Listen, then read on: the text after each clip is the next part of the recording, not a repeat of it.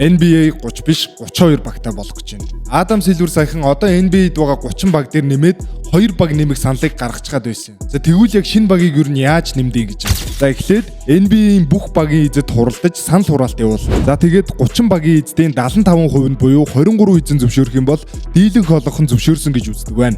Ингээд зөвшөөрөл авсан тохиолдолд дараагийн үйл ажиллагаараа шилжинэ.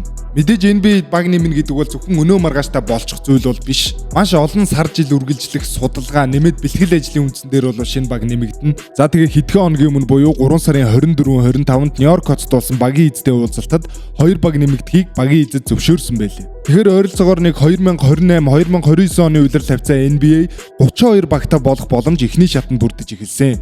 За тэгвэл аль хоёр хот багтай болох вэ гэж юу? За энэ бол өмнө нь байсан Seattle гэдэг хот. За Seattle хот бол Seattle Supersonics гэдэг багтай байсан. Kevin Durant энэ багт драфтлагдсан, бас замлынхаа ихэнх хэсэгт энэ багт тоглож байсан. За харин нөгөөх нь Las Vegas гэдэг хот багтай болохоор төлөвлөж байгаа. За Seattle Supersonics-ийн хувьд бол тухайн үедээ баггүй фэн бейстэй байсан. Эргээд NBA-д ирэхэд бол надад болон Seattle Supersonics-ийн багуудын хувьд бол үнэхээр сайхан байна. За харин Las Vegas хотын хувьд бол Америкийн зах зээл багтай байхгүй л болохгүй. Los Angeles Lakers, New York Knicks, Golden State Warriors хэмжээний баг эднээс ч том зах зээл бүхий хот юм аа. За нэг гол асуудал байгаа нь энэ хоёр баг NBA-д орж ирлээ гэж бодъё.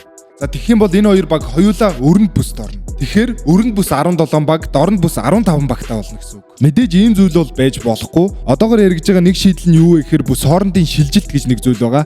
Шинээр нэмэгдсэн 2 багийн оронд өрөндөөс 2 баг дорнд бүс тариалагдана. За энэ нь ямар 2 баг байж болох вэ гэвэл нэг нь Minnesota Timberwolves, за нөгөөх нь Memphis Grizzlies гэсэн 2 баг. За өмнө нь бол ийм үйл явдал болж исэн. Өмнө нь Bucks, Pistons, Bulls гэх мэт багууд өрөнд бүс байжгаад яг ийм шалтгаанаар дорнд бүс рүү яваад одоо хүртэл дорнд бүстэй хариалагддаг хэвээрээ.